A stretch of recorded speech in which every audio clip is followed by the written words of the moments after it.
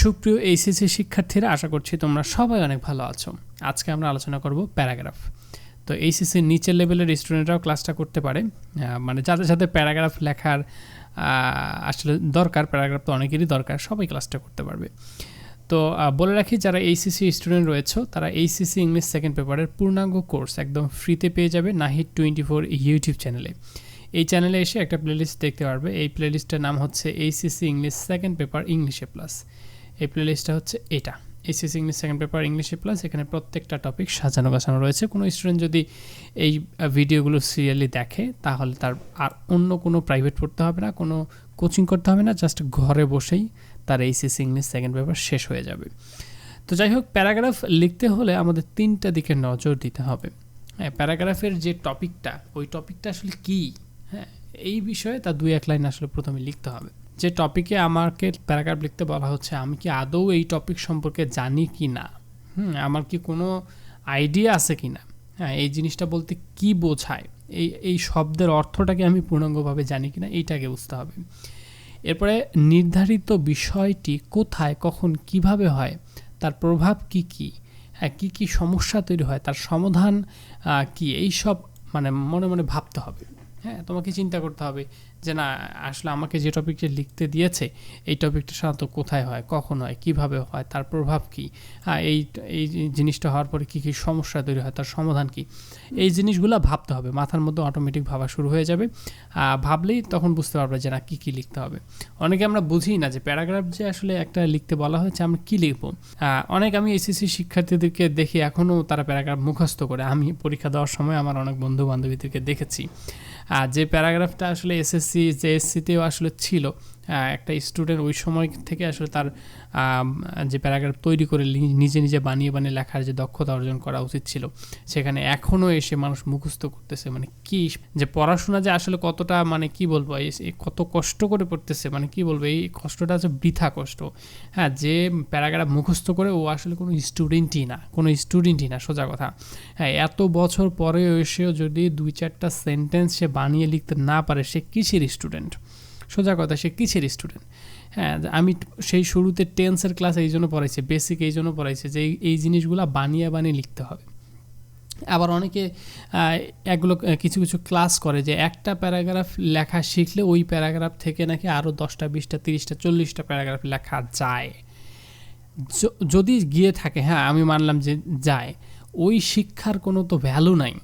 তোমাকে একটা ফর্মেট শেখাই দিবে আর তুমি ওই ফর্মেটে অন্য একটা টপিক এনে বসাই দিবে। সাপোজ তোমাকে শেখালে জার্নি বাই বট, আর তো পরীক্ষা আসলো জার্নি বাই বাস, এখন তুমি উল্টাপাল্টা করে দিলে হয়ে গেল। মানে বিষয়টাকে এইভাবে কি, মানে মার্কস পাওয়াটাই কি আসলে এইভাবে? না হয় 10-এর মধ্যে না তোমাকে না হয় 5 মার্কস দিল। তুমি নিজের কাছে নিজেই প্রশ্ন করো তো যে আমি কি কাজটা ঠিক করলাম, আমি কি ভালো করে পড়াশোনা করলাম? তো এই পড়াশোনার কি দরকার? এই পড়াশোনা করার থেকে না করাই ভালো। এই পড়াশোনা বাদ দিয়ে গিয়ে অন্য কোনো ব্যবসা করে খাও, হ্যাঁ, সেটা ভালো আছে। পড়াশোনা করলে পড়াশোনার মতো করে করো, ভালো করে পড়াশোনা করো, না হলে এই পড়াশোনা করার কোনো দরকার নেই। আর যে পড়াশোনা করে এত বছর পরেও এসে তোমাকে প্যারাগ্রাফ মুখস্থ করতে হয়, যে পড়াশোনা করে এসে তোমাকে এখনও এই যে একটা শর্টকাট শিখাই দিতে হয়, যে শর্টকাট শিখে তুমি গিয়ে ওই একটা প্যারাগ্রাফ ফর্মেট শিখে ওই প্যারাগ্রাফ অনুযায়ী তুমি অনেকগুলো প্যারাগ্রাফ বানাবা, এই পড়াশোনার দরকার নেই বাবা। হ্যাঁ, এই পড়াশোনা করে কি করবা? কিছু কোনো কাজ নাই। এই যে তোমার কোনো মতো এসএসসি পাস করলে এই সার্টিফিকেটে হাতে পাবা, একটা ভ্যালুলেস, হ্যাঁ, কোনো মূল্য নাই যেটার, কারণ তোমার ভিতরে কিচ্ছু নাই। যার ভিতরে কিছু নাই তার সার্টিফিকেট দিয়ে কী হবে? যখন ইন্টারভিউ দিতে যাবে, ইন্টারভিউয়ের সামনে 2-একটা ইংলিশে কথাই বলতে পারবে না, ইংলিশে বললে বুঝতে পারবে না, তো এই পড়াশোনার কোনো ভ্যালু নাই। ঠিক আছে, তোমাকে বানিয়ে বানিয়ে যদি না শেখো তাহলে গিয়ে টেন্সের ক্লাস করো। যদি এখনও এই সমস্যা থেকে থাকে তাহলে এই যে শুরুতে, এই কোর্সের শুরুতে, প্লেলিস্টের শুরুতে টেন্সের ক্লাস আছে, সেই টেন্সের ক্লাস করো। আমার ক্লাস না বুঝে আরও ক্লাস করো, ট্রান্সলেশনের কাজ করো, গিয়ে ইংলিশ থেকে বাংলা, বাংলা থেকে ইংলিশ, এগুলো ভালো করে রপ্ত করে তারপরে আসো।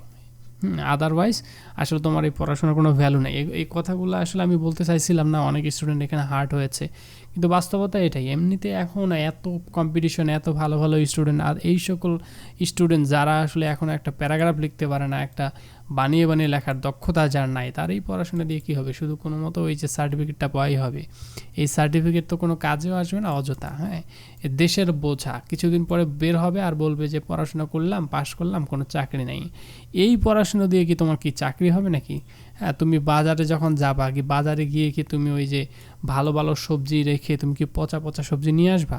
তো চাকরি কি এত সোজা? চাকরি যে দিবে সে কি ভালো ভালো ক্যান্ডিডেট রেখে তোমার মতো পচা পচা ক্যান্ডিডেটদেরকে চাকরি দিবে নাকি? যাই হোক, অনেক কথা বলে ফেললাম। আমরা এই জিনিসগুলো চিন্তা করব যে টপিকে আমাকে প্যারাগ্রাফ লিখতে দেওয়া হবে আর সেই টপিকটা সম্পর্কে আমরা প্রথমে ভাববো, কীভাবে ভাববো সেই জিনিসটা আমি এখানে লিখে দিয়েছি এবং সবার শেষে নির্ধারিত যে বিষয়টা এটা সারাংশ হিসেবে আমরা 2-1 লাইন লিখে দেবো, প্যারাগ্রাফ শেষ হয়ে যাবে।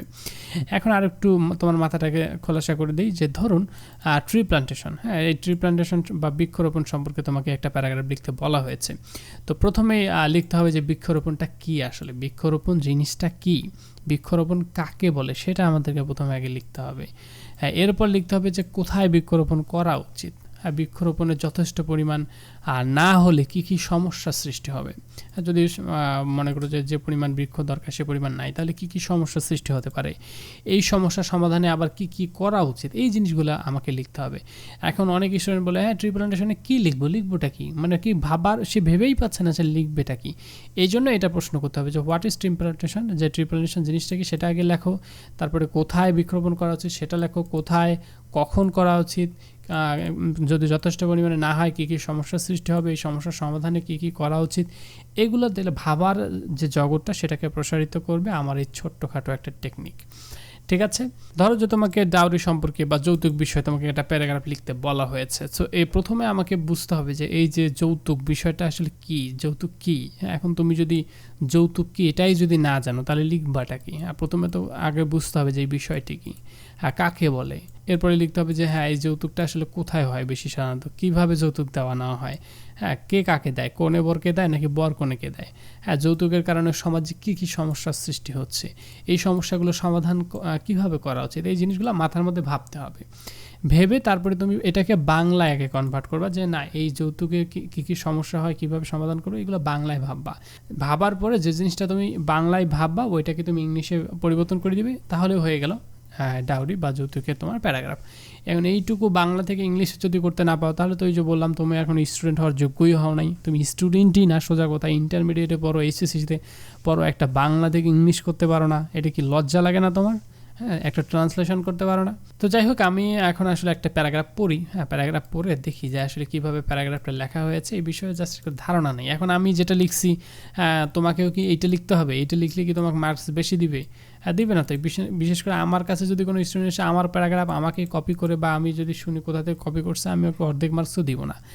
কারণ ও তো কোনো স্টুডেন্টের পর্যায়েই পড়ে না, কারণ সে তো বানায় লেখে নাই, সে মুখস্থ করে কোনো একটা জায়গা থেকে মুখস্থ করে এসে লিখছে। আমি এরকম দেখেছি, আমি যখন ইন্টারমিডিয়েট পরীক্ষা দেই আমার পাশের এক বন্ধু মুখস্থ করে আসছে প্যারাগ্রাফ এসে, প্রথমে মনে করে যে ওর দেখে আরেকজন লিখতেছে।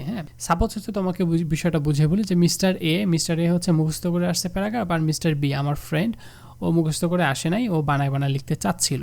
এখন মিস্টার বি বলতেছে ও মিস্টার এ তো ভালো করে মুখস্থ করে আসছে, আমি ওটা দেখে লিখি, তাহলে হয়তো আমি বেশি মার্কস পাবো।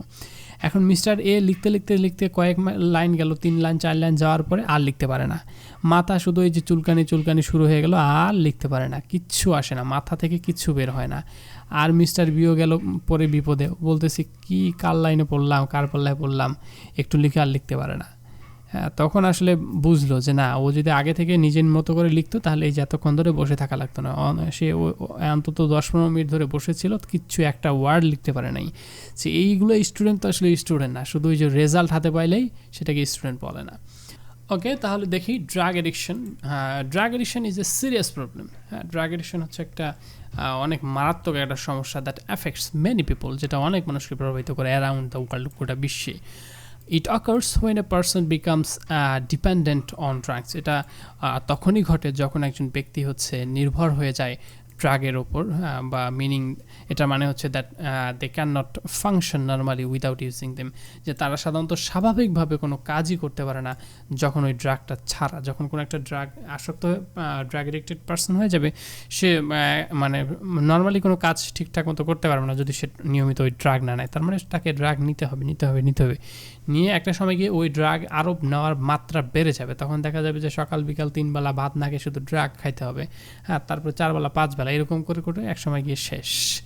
Drug addiction is often caused by a combination of factors including genetics, environmental influences and personal circumstances. এখন এখানে বলতে পারো যে ভাইয়া এখানে তো আপনি অনেক কঠিন কঠিন কঠিন শব্দ ইউজ করছেন, আমরা কি এত কঠিন কঠিন শব্দ ইউজ করব? দরকার নাই তো, তুমি তোমার মতো করে লেখো। হ্যাঁ, তুমি মাদক নিয়ে একটা প্যারাগ্রাফ পড়ে আসো, ওইটাকে বাংলা থেকে ইংলিশ বানাও, দেখো ওটাও একটা প্যারাগ্রাফ হয়ে যাবে। হ্যাঁ, তুমি এমনিতে প্যারাগ্রাফ পড়তে পারো, কোনো একটা বইয়ের থেকে পড়তে পারো, আমার এই ভিডিওটা দেখতে পারো, দেখে কী হবে আইডিয়া আসবে, একটা ধারণা আসবে যে কীভাবে লিখতে হয়, হ্যাঁ, যে কী কী লিখতে হয় এই বিষয়ে আইডিয়া আসবে। বাট ডু নট কপি, তুমি যখন লিখবা তখন এটা কপি করবে না, তুমি তোমার মতো করে লিখবা, এটা দেখে আইডিয়া নিবা, বাট লেখার সময় তোমার মতো করে লিখবা। তার মানে হচ্ছে ড্রাগ এডিকশন মানে প্রায়শই ঘটে, হ্যাঁ, কিসের কম্বিনেশন অফ ফ্যাক্টরস, বিভিন্ন বিষয় ইনক্লুডিং জেনেটিক্স, এনভায়রনমেন্টাল, পরিবেশগত বিভিন্ন পরিস্থিতি, হ্যাঁ, অনেক ব্যক্তিগত যে সমস্যা, এই সকল সমস্যা থেকে কিন্তু ঘটে। মানে এই যে এই সকল সমস্যার কারণে কিন্তু যে অনেক যুবকেরা মাদক গ্রহণ করে, তাদের মানসিক টেনশন, হ্যাঁ, তার প্রেমে ছ্যাঁকা খাওয়া, হ্যাঁ, তার মানে পরিবেশগত কোনো অনেক পরিস্থিতি, বা অনেক সময় জেনেটিক্স বিষয়ে মানে জিনগত বিষয়ও হতে পারে, যে তার বাবা নেশাখোর, তার ছেলে এরকম হতে পারে, বিভিন্ন ফ্যাক্টরের কারণে এগুলো হয়ে থাকে। People who suffer from drug addiction May experience a range of negative effects including physical and mental health problems, social isolation and financial difficulties. যে মানুষ যারা হচ্ছে সাফার করে ড্রাগ এডিকশনে, তাদের আসলে এক্সপিরিয়েন্সের রেঞ্জ অফ নেগেটিভ ইফেক্টস, তাদের আসলে অনেক নেতিবাচক প্রভাব রয়েছে। হতে পারে সেটা physical and mental health problem হতে পারে, তাদের মনের মধ্যে শারীরিক এবং মানসিক প্রবলেম হতে পারে, সোশ্যাল আইসোলেশন হতে পারে, মানে সামাজিকভাবে সে পৃথক হয়ে যেতে পারে, ফাইন্যান্সিয়াল ডিফিকাল্টিস, এরকম নানান ধরনের সমস্যার সৃষ্টি হতে পারে যে যারা হচ্ছে এই ড্রাগ এডিকশন, যারা হচ্ছে এই যে ড্রাগে অ্যাডিক্টেড হয়ে পড়ে।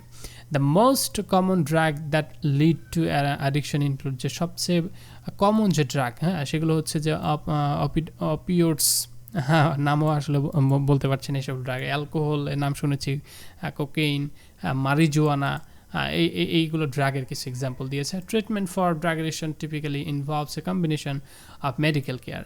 তার মানে দেখো, প্রথমে আমি ড্রাগ এডিকশনটা কি সেটা বললাম, তারপরে কারা কারা এখানে অ্যাডিক্টেড হচ্ছে, কেন হচ্ছে সেটা বললাম, তারপরে বললাম যে ড্রাগ কী কী রয়েছে সেগুলো। এখন ড্রাগের আমি ট্রিটমেন্ট সম্পর্কে বলতেছি, যে কীভাবে সমস্যার সমাধান করবো। Treatment for the addiction typically involves A combination of medical care, therapy, support from family and friends. এটা ট্রিটমেন্ট আসলে একটা না, এটা ট্রিটমেন্ট অনেকগুলো একসাথে কম্বিনেশন করে হবে। মেডিকেল কেয়ারও লাগবে, থেরাপি লাগবে, ফ্যামিলি এবং বন্ধুবান্ধবের সাপোর্ট লাগবে, সব কিছু লাগবে। এটা একটা দিয়ে ট্রিটমেন্ট হবে না যে ডাক্তারের কাছে যাবো আর ট্রিটমেন্ট দিবে হয়ে যাবে, এরকম না। It is important for people who suffer from drug addiction to seek help as soon as possible. যে এটা আসলে খুবই গুরুত্বপূর্ণ একটা বিষয়, যারা আসলে ভুগতেছে, এই ড্রাগ এডিকশনে ভুগতেছে, তাদেরকে আসলে খুব দ্রুত যতটা সম্ভব তাদেরকে দ্রুত সাহায্য করতে হবে, তাদের সাহায্য নেওয়া উচিত। As they longer they wait, তারা যত মানে এটা ওয়েট করবে, the more difficult it may be overcome the addiction. তো এটা আরও অনেক বেশি কঠিন হতে থাকবে এই অ্যাডিকশন থেকে আবার মুক্তি পাওয়ার ক্ষেত্রে।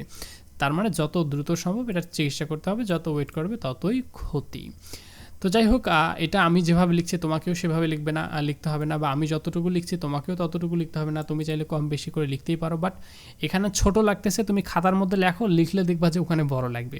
হ্যাঁ, আমি তো বুঝি, এখানে তোমার কাছে টাইপ করা লেখা তো ছোট মনে হতে পারে, তুমি খাতায় লেখো, তারপরে মনে হবে ও এত বড়, এটা অনেক বড়। হ্যাঁ, এটা আসলে যথেষ্ট পরিমাণে লিখেছে, এইটুকু যদি শুদ্ধভাবে লিখতে পারো, কোনো বানান যদি ভুল না থাকে, যদি কোনো গ্রামাটিক্যালি কোনো মিস্টেক না থাকে, তাহলে তুমি অনেক বেশি মার্কস পাবে এবং সবার থেকে একটা ভালো মার্কস পাবে যদি তুমি এই বিষয়গুলো মেনটেন করো। প্রথমে যদি তুমি টপিকটা সম্পর্কে লেখো, কিভাবে, কখন, কোথায়, কেন, এই বিষয়গুলো প্রশ্ন করে উত্তর লেখো, সমাধানের পন্থা বলে দাও, তাহলে মনে হয় যে কোনো টপিক, যে টপিকে তোমাকে লিখতে বলুক না কেন, সেই টপিকে তুমি যদি ভালোভাবে লিখতে পারো, অবশ্যই ভালো মার্কস পাবে এবং তোমার খাতা এক সময় গিয়ে অন্য স্টুডেন্টদেরকে দেখাবে যে দেখো এ কী লিখেছে আর তুমি কী লিখেছো। আমার এখনও মনে পড়ে যে আমি যখন স্কুলে পড়তাম তখন হচ্ছে বা কম্পোজিশন লিখতে বলা হয়েছিল এম ইন লাইফ। আমি কিন্তু তখন জেএসসি মানে এই ক্লাস 8-এ সবে মাত্র ভর্তি হয়েছি, মানে এই 7 থেকে 8-এ পাস করেছি। So aim in life paragraph লিখতে বলেছে, সবাই শুধু বইটা কপি করেছে যে আমি ডাক্তার হতে চাই, আমি ইঞ্জিনিয়ার হতে চাই, মানে যেটা লেখা ছিল ওইটা সবাই লিখছে। কিন্তু আমি একমাত্র স্টুডেন্ট ছিলাম ক্লাসের বছরের মধ্যে, যা তখন ওই সময় ছোটোবেলায় আমার স্বপ্ন ছিল আমি মেজর হব, আমি লেফটেন্যান্ট হব, কর্নেল হব, এই ধরনের একটা স্বপ্ন ছিল। হ্যাঁ, যদিও বা এখন সেটা আমি ফুলফিল করতে পারছি না, বাট ওই সময় স্বপ্ন ছিল। কিন্তু আমি কি করেছি, সবার থেকে আলাদা করে আমি আমার এম ইন লাইফ আমি 3 পাতা লিখেছি যে আমার এম ইন লাইফ আসলে কোনো ডাক্তার হওয়া না, ইঞ্জিনিয়ার হওয়া না, আমি একটা লেফটেন্যান্ট হব বা আমি কর্নেল হব, এই বিষয়ে আমি লিখেছি 3 পাতা। স্যার পড়ে মানে এত খুশি হয়েছে। ওই সময় কত মার্কস ছিল জানি না, 20 না 15-10 এরকম সামথিং ছিল, আমাকে ফুল মার্কস দিয়ে দিয়েছে। হ্যাঁ, যত ছিল ফুল মার্কস দিয়ে দিয়েছে। তো আমি তো আসলে সবসময় হাইস্ট মার্কস পাইতাম, ক্লাসে 1-2 থাকতো। তো আমার খাতা যখন আসলে দিল, সবাই মার্কস যখন দেখলো আমার মানে 100-র মধ্যে 96, 98, আর সবার মানে 85, বা যারা টপ, যারা 2-3 নম্বর রয়েছে, মানে 2-3 সিরিয়ালও যারা রয়েছে তাদেরও 85, 80, মানে ডিফারেন্সটা অনেক বেশি ছিল যে কোথায় 85 আর কোথায় 96। তখন আমার খাতা নিয়ে টানাটানি শুরু হয়ে গেছে। তখন সবাই আমার খাতা দেখে সবার শেষে দেখতেছে কী ব্যাপার, একে কম্পোজিশনে এত বেশি মার্কস দিছে কেন। আমার খাতা নিয়ে গিয়ে তখন আমার বন্ধু বান্ধবীরা স্যারকে বলে যে স্যার দেখেন তো একে এত ফুল মার্কস দিচ্ছেন কেন, এখানে তো একটু কম মার্কস, কয়েক মার্কস তো কাটা উচিত ছিল আপনার, 4 মার্কস 3 মার্কস তো কাটা উচিত ছিল। স্যার তখন বলছে ওখানে পড়ে দেখো তো কী লিখছে সে, ওখানে পড়ে দেখো সে কী লিখছে, ও যেটা লিখছে সেটা কোনো বইয়ে আছে নাকি আমাকে খুঁজে বের করে এনে দাও, ও যেটা লিখছে কোনো বইয়ে নাই, সে বানায় লিখছে, আমি খুশি হয়ে তাকে ফুল মার্কস দিয়েছি। আমার বন্ধু বান্ধবীরা এই কথা শুনে আর একটা কথাও, একটা যুক্তিতর্কও করতে পারে নাই টিচারের সাথে। তো এইভাবে এমন কিছু লিখবা, হ্যাঁ এমন কিছু লিখবা তোমার খাতা দেখে যেন শিক্ষক খুশি হয়ে যত মার্কস, মানে শিক্ষকের তো আর মার্কস কিনে আনতে হয় না। হ্যাঁ, আমি যদি খাতা কাটি আমাকে কি মার্কস দেওয়ার জন্য কোথাও কোনো ভর্তুকি দিতে হয় না, কোথাও আমাকে খরচ করতে হয়? মার্কস তো দিলে আমার কি কোনো লস আছে? তুমি ভালো করে লিখবা, মার্কস দিয়ে দিবে। টিচারের তো মার্কসের অভাব নাই, যত মার্কস দেওয়া দরকার দিয়ে দিবে। হ্যাঁ, তুমি ভালো করে লেখো অবশ্যই দিবে। আর চেষ্টা করবা বানায় লিখতে, এই যে কোথায় কি পড়ছো না পড়ছো ওটা পড়ে শুধু আইডিয়া নিবা, কিন্তু নিজের মতো করে লিখবা, বানায় লিখবা, এমন কিছু লিখবা যেটা অন্য কেউ লেখে নাই। সবার মতো কমন যেন তোমার জিনিসটা না হয়। সত্যি কথা বলতে এই ক্লাসগুলো আমি তোমাদের উপকারের জন্য তৈরি করেছি। এখানে প্রতিটা ক্লাস নিতে আমার অনেক পরিশ্রম হয়েছে, কিন্তু তারপরেও আমি আসলে চেষ্টা করেছি তোমাদের উপকার করার জন্য, তোমাদেরকে হেল্প করার জন্য। আর যদি মনে হয় যে না নাহিদ ভাইয়ের ক্লাস করে আমি ইংরেজি শিখতে পারছি, আমার আসলে ইংলিশের যে সেকেন্ড পেপারের যে সমস্যা ছিল সেই সমস্যাগুলো সমাধান করতে পেরেছি, তাহলে অবশ্যই ভিডিওটা লাইক কমেন্ট করে এবং তোমার বন্ধুবান্ধবীদের কাছে শেয়ার করে দিও। আর চেষ্টা করবা nahid24.com গিয়ে আমার এই যে 3টা বই কিনে ফেলার জন্য।